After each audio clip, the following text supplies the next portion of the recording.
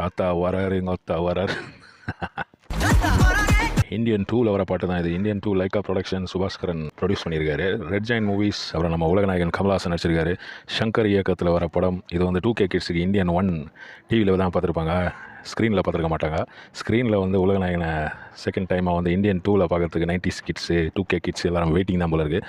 ஆனால் இந்த ஒரு பாட்டு தாத்தா வராரு அப்படின்ட்டு அதை வந்து ஒரே கிண்டல் ஆகிட்டானுங்க பசங்க. ரொம்ப அசிங்கமாக போய் நிற்குது இப்போ கமல்ஹாசனுக்கு. இது என்னடா பண்ணி வச்சுக்கிறேன் அனிருத் அப்படின்றாங்க. அனிருத் கிட்ட மியூசிக் ஸ்டாக் தீர்ந்துச்சுங்க, என்னங்க பண்ணுவான் அவனே பாவம். ஒரு வருஷத்துக்கு 10 படம் அவனை வந்து இது போட வச்சா, மியூசிக் போட வச்சா அவன் என்னத்துக்குங்க ஆகுறது? ஐயோ அவன் தான் அதான் தாத்தா வராரு அப்படின்ட்டு கருத்ததெல்லாம் கலீஜான் தெரிக்க விட்டாங்க. அந்த பாட்டு இருக்குது பார்த்தீங்களா, அதை அப்படியே வந்து அடி ஒரு மேக்கப் பண்ணி அப்படி படம் வந்து வேறு லெவலில் தான் இருக்கும். படம் வந்து என்ன கமல் சார் 16-20 வருஷமா 22 வருஷமா எத்தனையோ வருஷம் ஏதோ கதைலாம் சொல்லுவாங்க, பேய் கதைலாம் சொல்லி இதில் வந்து சித்தார்த்து வரான், இவன் வரான், அவன் வரான், அந்த